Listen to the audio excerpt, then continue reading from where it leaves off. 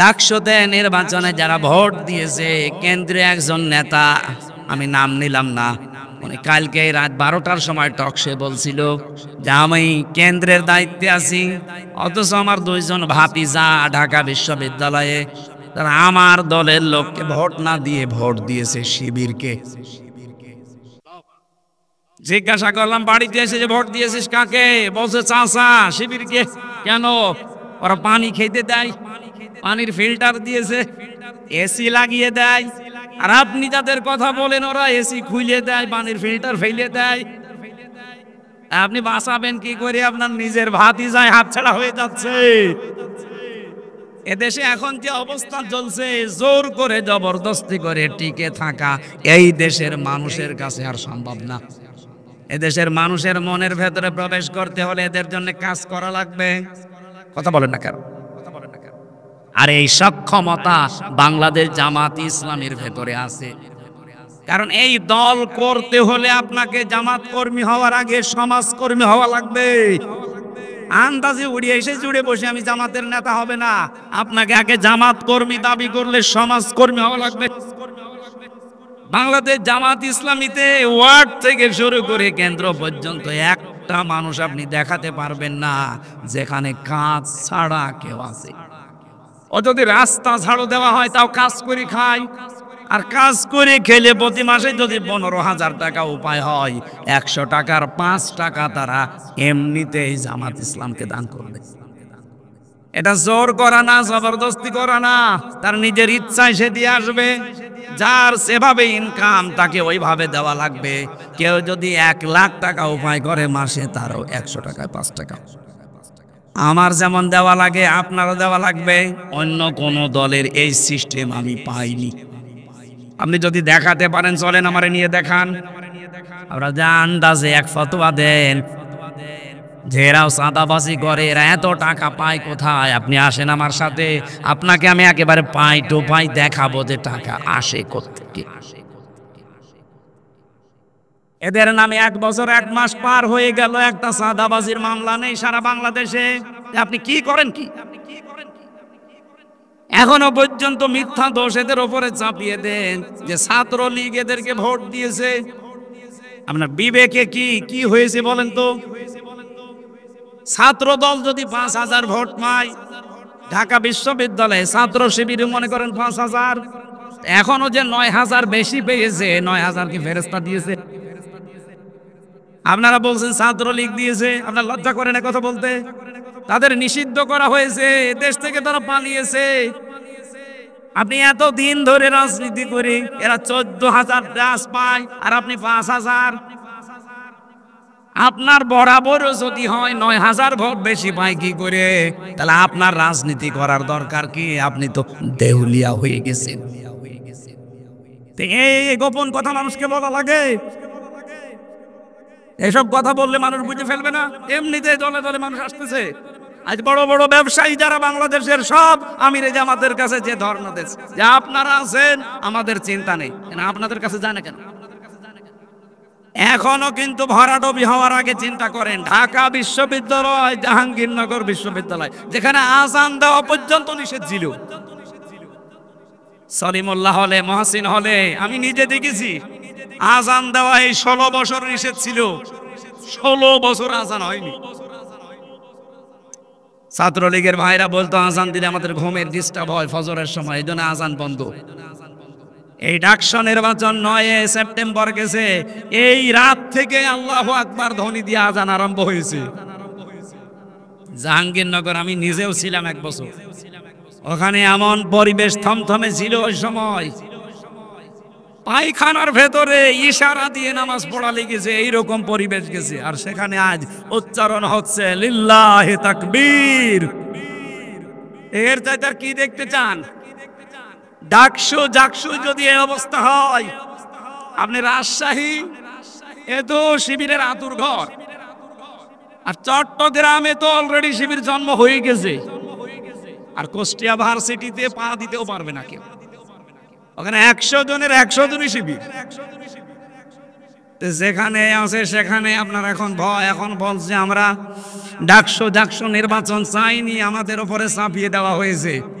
আমার মনে হয় কয়েকদিন পরে তারা এই কথাও বলবে যে জাতীয় নির্বাচন আমরা চাইনি, চাপিয়ে দেওয়া হয়েছে।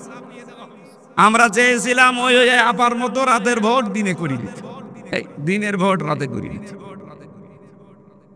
আশা করছি আপনাদের বিবেক খুলবে, এখনো থামেন, নাই তো যা আরম্ভ করেছেন শেষে মাথা গোজার ঠাঁইও পাবেন না।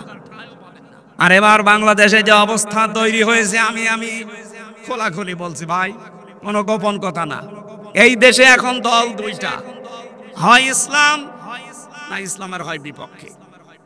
এখন এক দল আছে এই দেশে শয়তানের দল, আর এক দল আল্লাহর দল। সে যে নামে আসুক, যারা আল্লাহর বিধান কায়েম করতে চায় তারা আল্লাহর দল, যারা শয়তানের বিধান কায়েম করতে চায় মানুষের তৈরি করা আইন, সে যে নামে আসুক ও শয়তানের দল।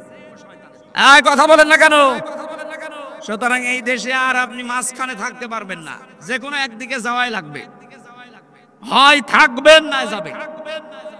এদেশে এখন সামনে কিন্তু বদরের ময়দান অলরেডি আসতেছে। বদরের ইতিহাস পড়েছি যে ছেলে বাবার বিপক্ষে অস্ত্র ধরেছে, স্বামী স্ত্রীর বিপক্ষে অস্ত্র ধরেছে। এবার বলেন তো সেই অবস্থা আসতেছে না? ভোট ভোট না, এটা ভোট যুদ্ধ।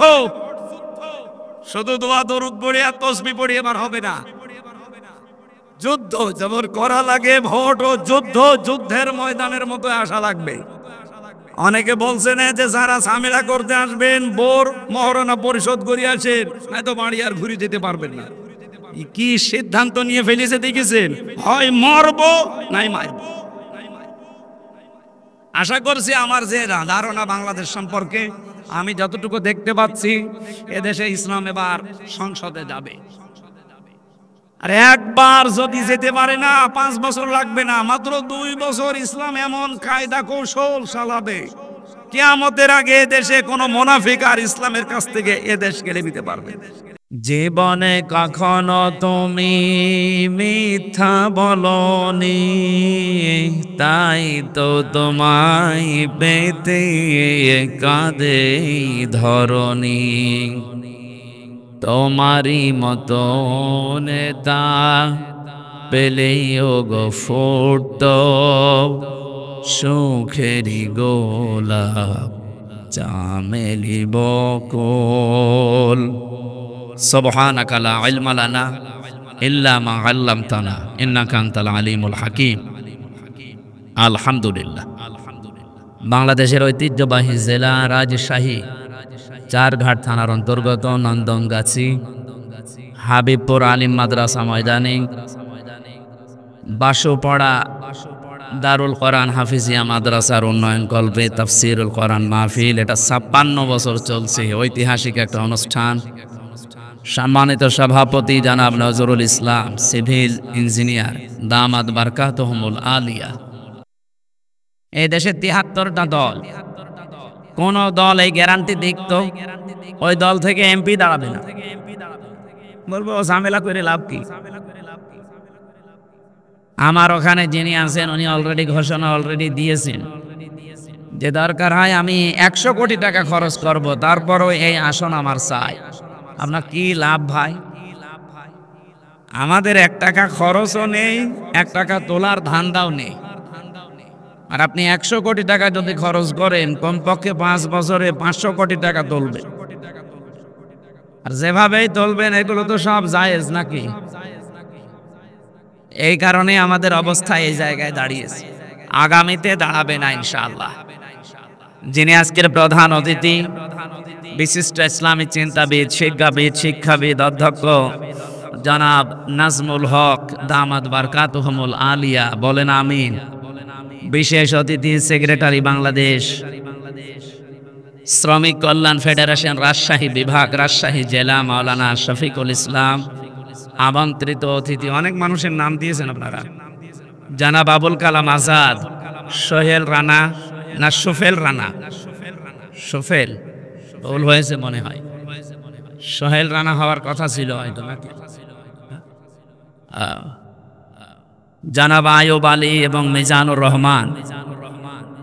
এখানে যাদের নাম দেখলাম এদের নামে দেখেন এখানে কিছু লেখা আছে। একজনের লিখেছেন আমির বাংলাদেশ জামাত ইসলামী চারঘাট উপজেলা, বাংলাদেশ জামাতি ইসলামী চারঘাট উপজেলার সহকারী সেক্রেটারি, বাংলাদেশ জামাত ইসলামী চারঘাট উপজেলার সেক্রেটারি, বাংলাদেশ জামাত ইসলামী নিমপাড়া ইউনিয়নের আমির।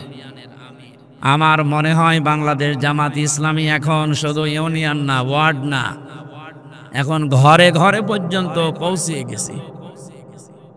এদেশে এখন একটা ঘরও নেই যে ঘরের মানুষ জানে না যে এদেশে জামাত ইসলামী নামে একটা দল আছে। সে ভালো জানুক আর খারাপ জানুক, এই কথা বলে না কেন? এই খারাপ জানানোর পেছনে 54 বছরে যারা দায়িত্বে ছিল তারা দায়ী। এরা এই সত্য মিথ্যা মিশ্রণ করে এদের বিরুদ্ধে শুধু প্রোপাগান্ডা চালিয়েছে, অথচ জনগণের কাছে 54 বছর আসতেই দেয়নি। 1 বছর মাত্র এসেছে, দেখেন দলে দলে পালে পালে মানুষ এখন ইসলামে আসতেছে। বিশেষ করে ডাকসু আর জাকসুর পরে তো টর্নেডো বয়ে যাচ্ছে দেশে। আমি তো আর রাজশাহী শুধু না, এই দেশের 630টা থানা, প্রায় সব জায়গায় কম বেশি দৌড়াচ্ছি। সারা দেশে একটা ঝড় উঠে পড়েছে ডাকসু জাকসুর পরে। এখন অধিকাংশ মানুষ বলছে আর কোনো দিকে নেই, এখন আছে আল্লাহর বিধান কায়েম করার জন্য যা হয় হবে। গত শুক্রবারে আমার ইউনিয়নে জমার নামাজের পরে 18 জন নেতা সবে নেতৃত্ব দেয় এলাকায়। তারা বলছে এতদিন ভুল পথে ছিলাম, এখন আল্লাহর বিধান কায়েমের জন্য আপনার হাতে হাত দেব। আমি বললাম কালেমা পড়ানো লাগবে? বলছে না, কালেমা পড়ানো লাগবে না, তবে আসি আপনার সাথে। এতদিন বলে ডাকসু আর জাকসু আমাদের বিবেক খুঁজে দিয়েছে। সারা দেশে আমি কোরআনে কারিমের একটা আয়াত পড়ছিলাম, এর আগেও বহুবার পড়েছি। ইযা জা নাসরুল্লাহি ওয়াল ফাত, যখন আল্লাহর সাহায্য আসবে হে নবী আপনি বিজয় দেখতে পাবেন। এই যে বিজয় যখন আপনি দেখতে পাবেন, কমপক্ষে 9টা নমুনা আসবে আপনার সামনে। কোন জাতিকে যদি আল্লাহ বিজয় দান করে, 9টা জিনিস একটা একটা করে তাদেরকে দেখায়। প্রথম নাম্বারে ওয়ারাইতান নাসা ইয়াদখুলুনা ফি দীনিল্লাহি আফওয়াজা। হে নবী আপনি দেখবেন দলে দলে পালে পালে মানুষ ইসলামে প্রবেশ করছে। সেদিন 100 হিন্দু পরিবার এসেছে। হিন্দু মানুষরা এখন বিশ্বাস করছে দেশে ইসলাম ছাড়া নিরাপদে থাকার কোনো দল নেই। গোবিন্দচন্দ্র পরামানিক, হিন্দু মহাজোটের মহাসচিব সারা বাংলাদেশের, এই লোকটা সেদিন ফেসবুকে লাইভে এসে জানিয়েছে এই দেশে যদি জামাত ইসলামী রাষ্ট্র ক্ষমতা পায়, যত ধর্মের লোক দেশে আছে সবাই নিরাপদে থাকবে। আমার মনে হয় হিন্দু গোবিন্দচন্দ্র পরামানিককে আমি কানে কানে বলে দিয়েছিলাম, হিন্দু মানুষ সেই বিশ্বাস করতে পারে, অথচ অনেক আলেম পর্যন্ত এখন দেখছি নামধারী জালেমের কাতারে। মুরব্বী মানুষ একমা খবর একবার টাঙায়, এখনো পর্যন্ত সালেম মুনাফিক এবং রাম আর বামদের টাকা খেয়ে ফতোয়া দিচ্ছে যে জামাত ইসলামী কোনো ইসলামী দল না, এটা ভণ্ড ইসলাম, এরা মওদুদির মতবাদ কায়েম করতে চায়। আপনি মরণের আগে এরকম মিথ্যা কথা মিথ্যা তহমত দিতে পারলেন, আপনার তো ঈমান নসিব হবে না। এত বড় মিথ্যা তহমত দেন কি করে? উনি জেলার সহকারী সেক্রেটারি, জিজ্ঞাসা করেন তো এই দেশে জামাত ইসলামী মওদুদিবাদ প্রতিষ্ঠা করতে চায়। মওদুদি আমাদের ইমামের, আমাদের মাযহাবের ইমামও না, ওনার কোনো মাসলাও আমরা নেই না। ওনার একটা বিষয় শুধু আমরা নিয়েছি যে গণতান্ত্রিক পদ্ধতিতে ইসলাম কায়েম করা। আপনার কাছে যদি এটা ভালো না লাগে আপনি অন্য কোনো পদ্ধতি দিতে পারেন, দেন। আমরা তাকে মাযহাবের ইমাম মানি না, কোনো মাসলার ইমামতারে মানি না। আর আন্দাজে এই তহমতটা আপনি এই 54 বছর লাগিয়ে দিয়েছেন। এই মিথ্যা কথা বলার জন্য আমার মনে হয় তার তওবা করা উচিত, না করলেও লোক বেঈমান হয়ে মরবে। কারণ তার জন্য লক্ষ লক্ষ মানুষ বিভ্রান্ত হচ্ছে। একটা মানুষ যদি একজনকে মেরে ফেলে, তাকে মেরে ফেলেন, তার গুনাহ শেষ। একজন মানুষ যদি 1000 মানুষ হত্যা করার কাণ্ডারি হয়, যেমন হাসিনা, ও তো একজন মারে নাই, ও মানুষ একজন, কিন্তু মানুষ হত্যা করার তালিকায় ওর নাম লক্ষ লক্ষ। এখন হাসিনাকে যদি আপনি একবার মেরে ফেলেন, ওর গোনা মাফ হবে না, ওরে কমপক্ষে 2732 বার মারা লাগবে, তাও শুধু 24 সালের জন্য, আর বাকি সালগুলো বাদ দিলাম। একজন মানুষকে আপনি এতবার মারতে পারবেন? ওর এত জীবন আছে, আর ওর যা জীবন, ও তো জীবনই না, ও তো বোনাস হায়াতে আছে। কি কথা বলেন না? ও কি বেঁচে থাকার কথা? এখন তো মরে যাওয়া দরকার, কারণ এখন আমাদের হায়াত নিয়ে বেঁচে আছে, যদিও আমাদের দেশে নেই।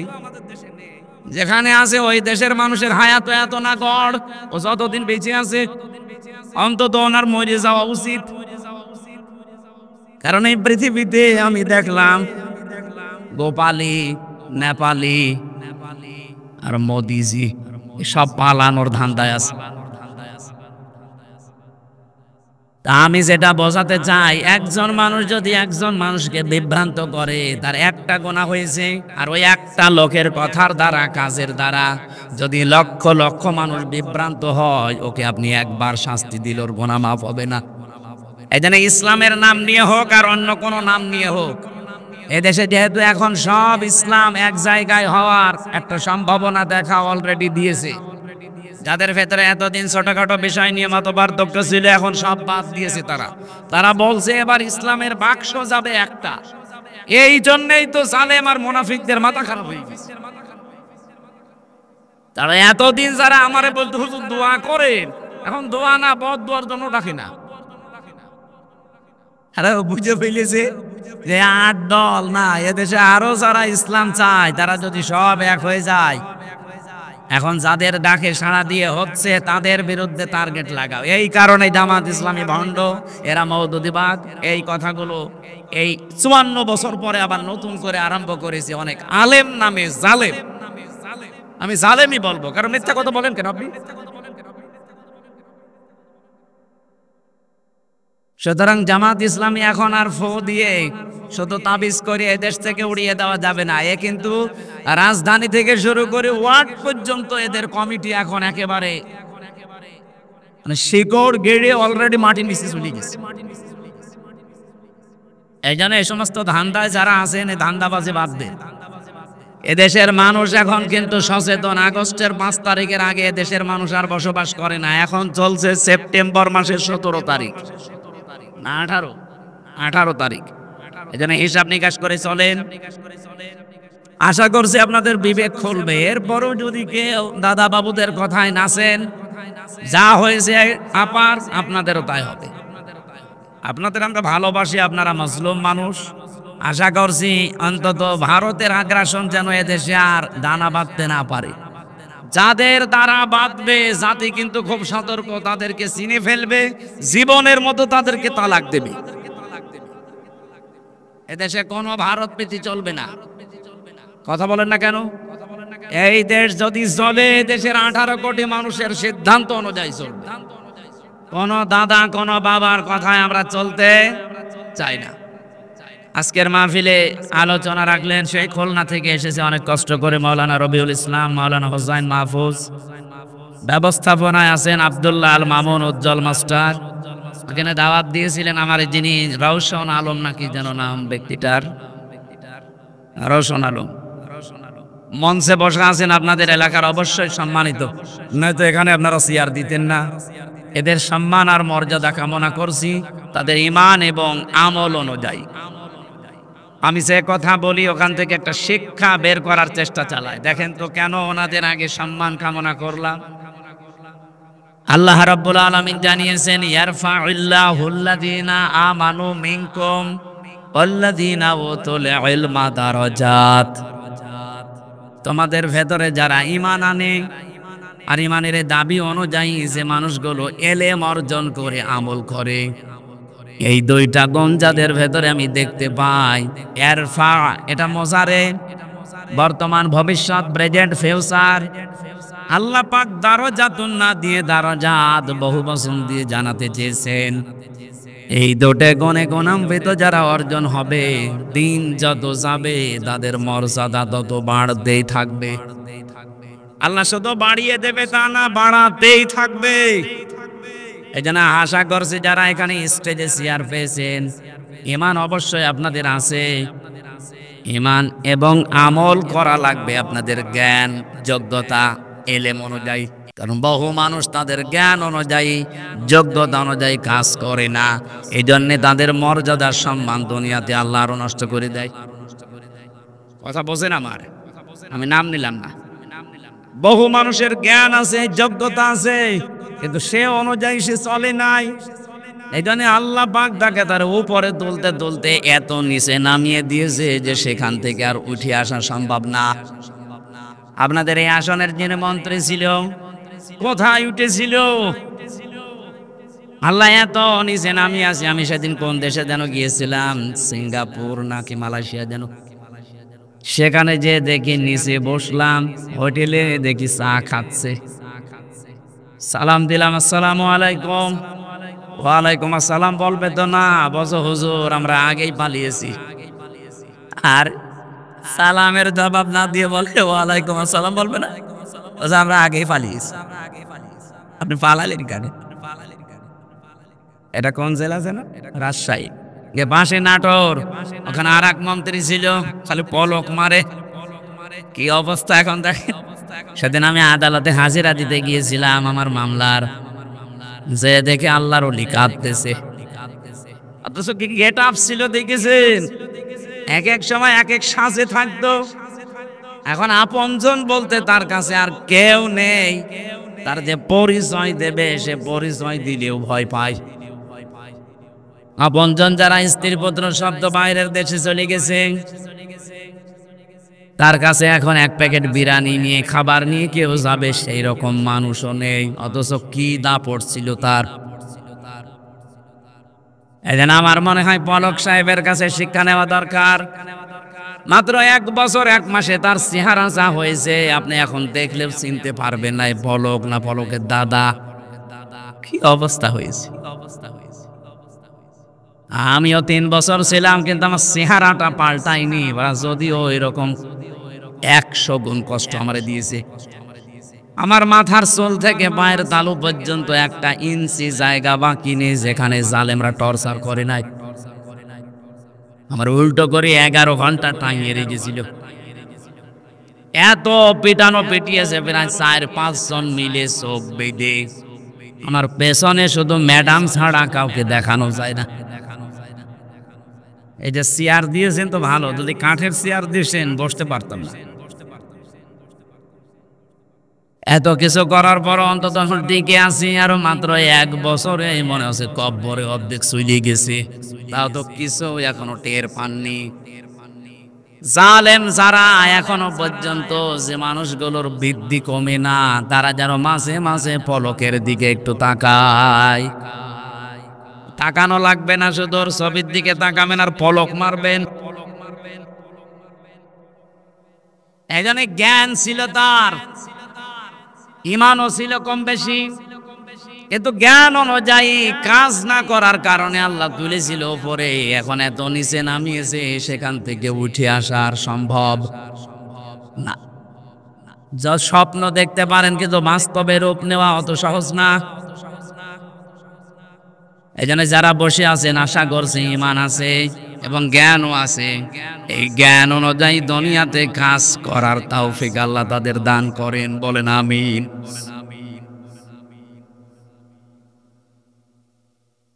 সামনে বসা মুসলমান ভাইরা কষ্ট করে আছেন বসে। এটা একটা আলিম মাদ্রাসা, এখানে বহু আলেম আছে।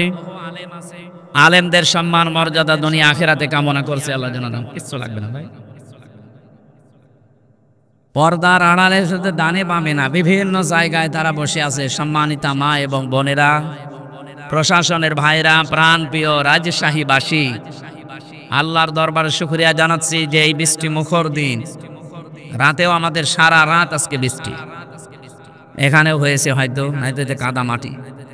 সুতরাং এই ঘন্টা 2-3 সময় আল্লাহ আমাদেরকে কোরআন শোনার জন্য যে একটু বের করে দিলে, আমরা তাফসীর আকারে কথা বলতে চাই। আপনারা থাকবেন তো ইনশাআল্লাহ? এখানে মাগরিবের আজানের 10 মিনিট আগে আমরা ছেড়ে দেব ইনশাআল্লাহ। দল মত নির্বিশেষে অনুষ্ঠান। এটা কি শুধু জামাত ইসলামী বাংলাদেশের অনুষ্ঠান? না, এ কোরআন শরীফ শুধু জামাত ইসলামী বাংলাদেশের না। কিছু কিছু মানুষ এখন কথা তুলতেছে যে এনাদের নামে ইসলাম শব্দ থাকা জায়েজ নেই। কেন? তারা বলছে আমরা শুধু কোরআন মানি আর হাদিস মানি, ইজমা কিয়াস ইজতিহাদ এগুলো আমরা মানি না। আপনি তো কোরআনও মানেন না, হাদিসও মানেন না, শুধু মানেন চাপাবাজি আর সাদাবাজি। বলে আপনাদের জীবন যারা একথা বলে যে জামাত ইসলামী বাংলাদেশ, এখানে ইসলাম শব্দ থাকা যাবে না, শুধু জামাত বাংলাদেশ। ওনারা দলিল দিচ্ছেন যে আমরা কোরআন আর হাদিস মানি, বাকি কিছু মানি না। ওনারা যা করে কোরআন হাদিসে পড়ে না। আপনি যা করেন ওটা কোরআন হাদিসে পড়ে। আপনার সাদাবাজি আর সাদাবাজি কোরআনের কোন জায়গায় আছে আপনি দেখান তো। সেদিন একটা হাদিস পড়ছিলাম জেলা ইউনিটের বৈঠকে, বিশ্বনবী জানিয়েছেন আনাবি সাররিন রাদিয়াল্লাহু তাআলা আনহু قال قال النبي صلى الله عليه وسلم من ادعى ما ليس له فليس منا وليتبوأ مقعده من النار। মুসলিম শরীফের হাদিস, একটু খেয়াল করে শুনবেন। নবীজি বলেন যে জিনিস তোমার না, ওই জিনিস যদি তুমি নিজের দায়িত্বে নিয়ে নাও তাহলে দুইটা শাস্তি ওই দিন থেকে তোমার শুরু হয়ে যাবে। আবার বলছি, যেই জিনিস তোমার না ওইটা যদি নিজের আয়ত্তে তুমি নিয়ে নাও, জোর করে হোক, জবরদস্তি করে হোক, দখল করে হোক, সাদাবাজি করে হোক, যেভাবেই নিজের দায়িত্বে যদি নিয়ে রাখো, ওই দিন থেকে তোমার শাস্তি হবে দুইটা। এক নম্বরে ফালাই জামিন না, আমি নবী বললাম তুমি আমার উম্মত আর নেই। একজন বলছে সুবহানাল্লাহ। নবীজি বলছে ফালাইসা মিন্না, তুমি আর উম্মত নেই। বলেন তো ইহুদিরা নবীর উম্মত, খ্রিস্টানরা উম্মত, হিন্দুরা উম্মত, বৌদ্ধরা উম্মত। ওরা মারা গেলে জানাজা হয়। বলেন বলেন তাহলে যেই মুসলমান দাবি করে নবীর উম্মত থেকে খারিজ হয়ে গেল, তাহলে ওর জানাজা পড়ে কবরে দিয়ে কি লাভ হবে? আপনি তো নবীর উম্মতই নেই। যদিও ভাষাটা একটু কড়া হয়ে যাচ্ছে, বাস্তবতা এটাই। যারা অন্যের সম্পদ আজ নিজের দখলে নিয়ে বহু আনন্দে আছেন, আপনার নামের আগে মোহাম্মদ থাকতে পারে, আল্লাহর কসম আপনি নবীর উম্মত নেই। এবার আপনি এই হাদিসের এই প্রথম অংশ অনুযায়ী বলেন, বাংলাদেশে এরকম মানুষ আছে না নেই? বলেন বলেন, নাম ধরবো। রাজশাহীতে বহু অলি আল্লাহর নাম আমি জানি। দুই নাম্বারটা আরো কঠিন, ওয়ালিয়াতাবাওয়া মাকআদাহু মিনান নার, সে যেন জাহান্নামে নিজের একটা স্থান বরাদ্দ করে নিল। আমার তো হাদিস পড়ার পর থেকে ভয় যে 1 বছর 1 মাসে বহু নবীর উম্মত দাবিদার খারিজ হয়ে গেছে। আমি আমার কুষ্টিয়ারটা জানি, বহু মানুষ এখন আর নবীর উম্মত নেই। ইহুদি মরে গেলে যদি আমারে জানাজা পড়াতে না ডাকেন, নবীর উম্মত যে লোকটা আর নেই ও মরে গেলে আমারে জানাজা পড়াতে ডাকেন কেন? ওর জন্য আমি না কাবার ইমাম যদি এসে জানাজা পড়াই কবুল হবে? বলেন বলেন, কি বলবে সেই ইমাম সাহেব এসে? বিসমিল্লাহি ওয়া আলা মিল্লাতি রাসূলিল্লাহ, আল্লাহর নামে রাসূলের দলে তুলে দিয়ে গেলাম। অত আল্লাহর নামেও নেই, রাসূলের দলেও নেই। আশা করছি আপনার বিবেকে ধাক্কা লাগবে। এরপরেও যদি কারো বিবেক না খোলে, আমার মনে হয় তার বিবেকের উপরে কুকুরে পোশাক করেছে। দেখেন সাহেব বসে ঠিক। 2 নাম্বারটা যেহেতু আরো খড়া, ওয়ালিয়াতাবাওয়া মাকআদাহু মিনান নার, সে যেন জাহান্নামে নিজের একটা স্থান বরাদ্দ করে নিল। আল্লাহ তুমি আমাদেরকে বাঁচাও। হ্যাঁ, এখানে একটা টিকা আছে, হাদিসের টিকাটাও বলছি। এদিকে তাকান। বহু মানুষ এই 1 বছরের ভেতরে ফতোয়া দিয়েছে যে বাংলাদেশ জামাত ইসলাম এই হাদিসের ভেতরে আছে। কেন? কারণ তারা ইসলামী ব্যাংক দখল করে নিয়েছে।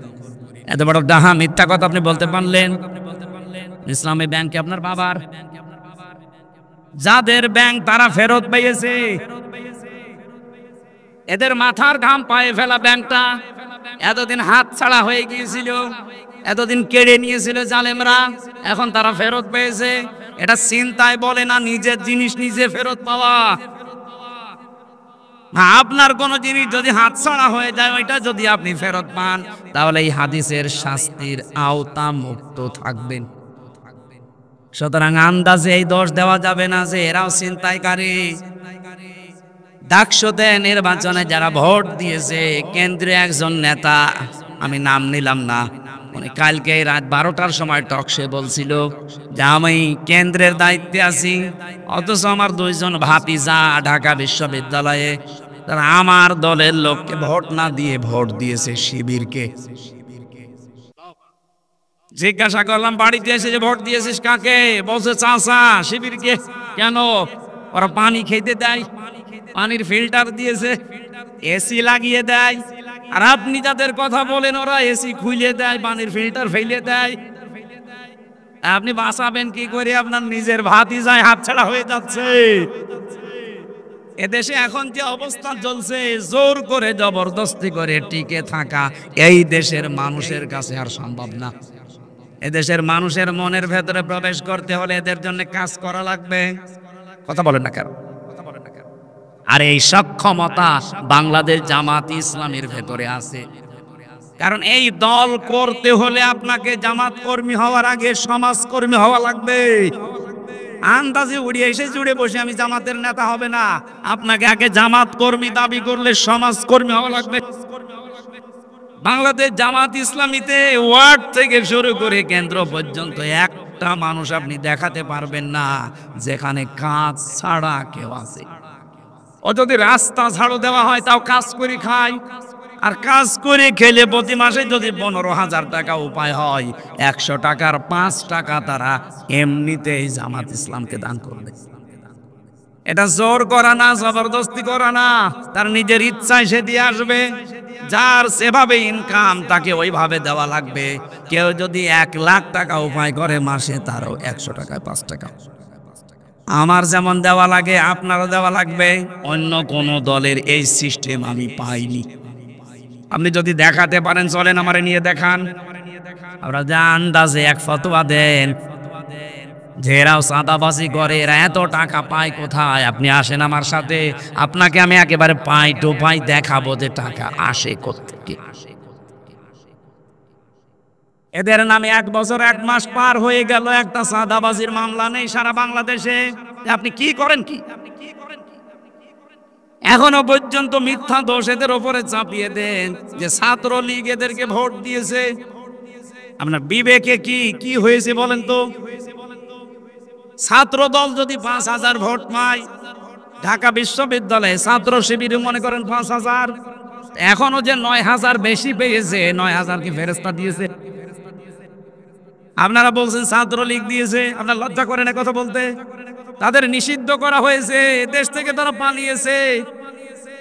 আপনি এত দিন ধরে রাজনীতি করে এরা 14,000 ডাস পায়, আর আপনি 5,000।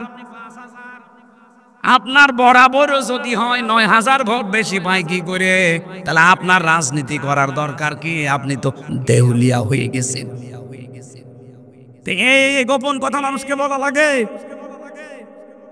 এসব কথা বললে মানুষ বুঝে ফেলবে না? এমনিতেই দলে দলে মানুষ আসতেছে।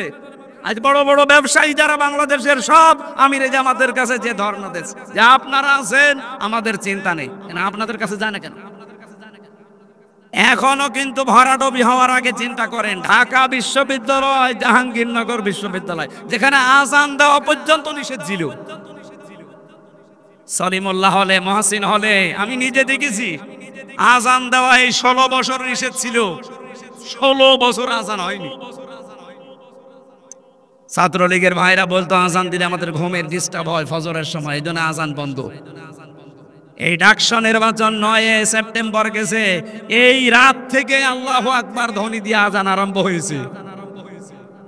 জাহাঙ্গীরনগর আমি নিজেও ছিলাম 1 বছর, ওখানে এমন পরিবেশ থমথমে ছিল ওই সময়। পায়খানার ভেতরে ইশারা দিয়ে নামাজ পড়া লেগেছে, এইরকম পরিবেশ গেছে। আর সেখানে আজ উচ্চারণ হচ্ছে লিল্লাহি তাকবীর। এর চাইতে আর কি দেখতে চান? ডাকসু জাকসু যদি এই অবস্থা হয়, আপনি রাজশাহী এ তো শিবিরের আতুর ঘর, আর চট্টগ্রামে তো অলরেডি শিবির জন্ম হয়ে গেছে। আর কুষ্টিয়া ভার্সিটিতে পা দিতেও পারবে না কেউ, ওখানে 100 জনের 100 জনই শিবির।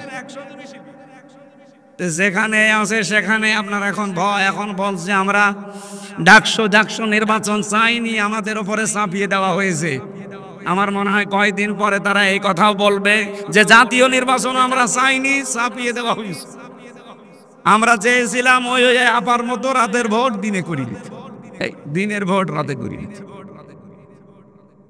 আশা করছি আপনাদের বিবেক খুলবে, এখনো থামেন, নাই তো যা আরম্ভ করেছেন শেষে মাথা গোজার ঠাঁইও পাবেন না।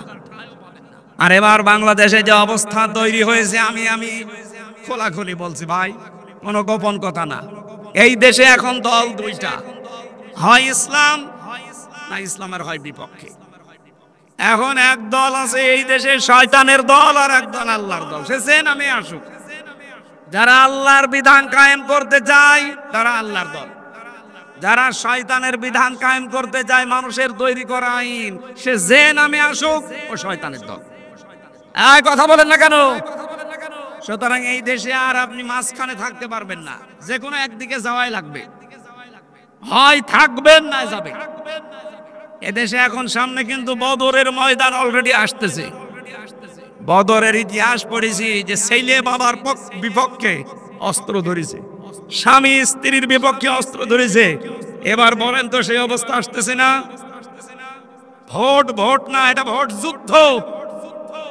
শুধু দোয়া দরুদ পড়ে আর তসবিহ পড়ে এবার হবে না, যুদ্ধ যেমন করা লাগে ভোট ও যুদ্ধ, যুদ্ধের ময়দানের মতো আসা লাগবে। অনেকে বলছেন যে যারা ঝামেলা করতে আসবেন বোর মহারণা পরিশোধ করে আসেন, নয়তো বাড়ি আর ঘুরে যেতে পারবেন না। কি সিদ্ধান্ত নিয়ে ফেলেছে দেখেছেন?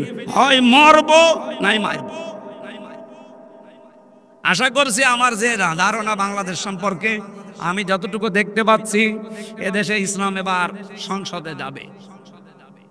আর একবার যদি যেতে পারে না, 5 বছর লাগবে না, মাত্র 2 বছর ইসলাম এমন কায়দা কৌশল চালাবে, কিয়ামতের আগে দেশে কোনো মুনাফিক আর ইসলামের কাছ থেকে এদেশ কেড়ে নিতে পারবে।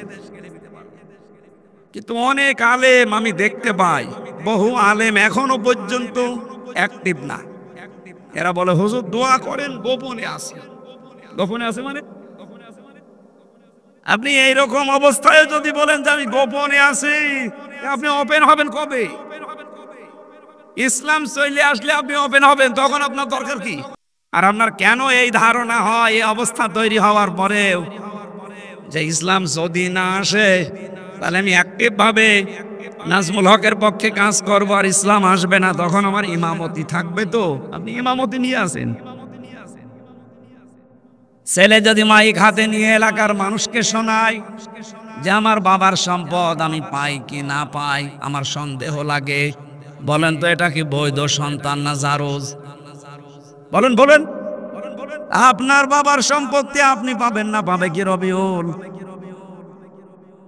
এরকম তৈরি করে দিল আল্লাহ, এত সহজ। এরপরও আপনার মনের ভেতরে দোদুল্যমান অবস্থা কেন? আশা করছি সব বাদ দিয়ে দেন। ওয়ালা তাহিনু ওয়ালা তাহজানু ওয়া আনতুমুল আ'লাউনা। এখানে যারা আরবি বোঝে আমি তাদেরকে বলছি, আল্লাহ এখানে আনতুম আ'লাউনা শব্দটা এরকম ছিল, অথচ আ'লাউনার আগে আলিফ লাম দিয়ে এটাকে আল্লাহ নির্দিষ্ট করে দিলেন কেন? আরবি গ্রামার যারা পড়ায় জিজ্ঞাসা করেন, মুবতাদা যদি মারেফা হয় খবর সব সময় নাকেরা হয়, কিন্তু এখানে আল্লাহ খবরটাকেও মারেফা বানিয়ে দিয়েছেন আলিফ লাম দিয়ে। আনতুম আ'লাউনা না আনতুমুল আ'লাউনা। খবর যদি কোনো সময় মারেফা নির্দিষ্ট হয়ে যায়, ইফিদুল হাসর, হসরের ফায়দা দেয়, বাংলা অর্থ দাঁড়ায় হবে। গ্যারান্টি আমির হামজার না আল্লাহর? ওরা যে শাহীবাসী, আল্লাহ যদি গ্যারান্টি দেয় যে আপনার ভয় কিসের, আর মনের ভেতরে কেন হীনমন্যতায় ভোগেন? কোনো ভয় নেই, কোনো চিন্তা নেই, কোনো দুশ্চিন্তা নেই। আল্লাহ বলেন বিজয় হবে যদি মুমিন হতে পারো। কি হতে পারো? বলেন বলেন। আমার প্রশ্ন আমার রাজশাহীবাসীর কাছে, বিজয় দেওয়ার একচ্ছত্র মালিকানা কে? আরো জোরে বলেন। মুমিন হওয়ার মালিক কে? এদিকে আসে। আল্লাহ মুমিন হবে? আল্লাহ তো মুমিন আছে। হ্যাঁ, একেবারে সব হা বললে হবে? আমি আবার প্রশ্ন করছি, বিজয় দেওয়ার একচ্ছত্র মালিকানা ভারতের, আমেরিকার, কার? আর মুমিন হওয়ার দায়িত্ব কার? আমাদের। তাহলে আমাদের মুমিন হওয়া লাগবে নাকি? আশা করছি আমরা কাঙ্ক্ষিত মানের মুমিন হতে হলে 50টা বিষয় আছে কোরআনের ভেতরে। 50 জায়গায় আল্লাহ মুমিনের বিভিন্ন গুণাবলী দিয়েছেন। আপনারা ওইগুলো দেখে দেখে দেখে দেখে পড়ে নিজের ভেতরে অর্জন করেন। সামনে ইসলাম আসতেছে, আপনি একটু বুক বাঁধেন, বড় আশা নিয়ে বুক বাঁধেন। এবার দেখবেন যে কোরআন দিয়ে বাংলাদেশ চললে কেমন দেখা যায় ইনশাআল্লাহ। কোনো ভয় নেই। যত চাপাবাজি করুক, বিভিন্ন মানুষ দেখছে চাপাবাজি করছে। এই যে ফজু পাগলা কি চাপাবাজ, চুয়াডাঙ্গার একজন আছে দুদু মিয়া, এ চাপা ছাড়া কি আছে? আশা করছি এই মানুষদের কথায় বিভ্রান্ত আমরা হব না। আমরা কোরআনের উপরে 100% বিশ্বাস রাখতে চাই ইনশাআল্লাহ। দরুদ পড়ছি, সালাম পড়ছি নবীর উপরে। তেলাওয়াতকৃত আয়াত আমার সূরা আরাফ 26 নম্বর আয়াত, একটা মাত্র আয়াত পড়েছি। লক্ষ লক্ষ হাদিস থেকে একটা হাদিসের অর্ধেক পড়েছি। এবার আসেন তো এই দুইটার সামনে নিয়ে কিছু কথা বলি। সূরা আরাফ এর বাংলা অর্থ হচ্ছে প্রাচীর। আরাফ নামক একটা প্রাচীর আল্লাহ বানিয়েছেন। অবাইনাহুমা হিজাব ওয়ালাল আরাফি রিজালুন ইয়ারিফুনা কুল্লাম বিসীমাহুম ইলা আখিরি আয়াত। আরাফ নামক একটা প্রাচীর আল্লাহ জান্নাত আর জাহান্নামের মাঝে আল্লাহ বানিয়ে রেখেছেন। নবীজি বলেন আল্লাহ এখানে কিছু মানুষকে দাঁড় করিয়ে রাখবে, এদেরকে জান্নাতেও দেবে না, জাহান্নামেও দেবে না। এই এদিকে তাকান। সাহাবী প্রশ্ন করলেন, হে নবী এদেরকে জান্নাতে দেবে না কেন? নবীজি বললেন এরা জান্নাত পাবে না শুধু একটা কারণে, এদের সবই ভালো ছিল, মা বাবার সাথে আচরণ ভালো ছিল না। এবার আসেন আমি মেয়েদেরকে 2 মিনিট বলবো।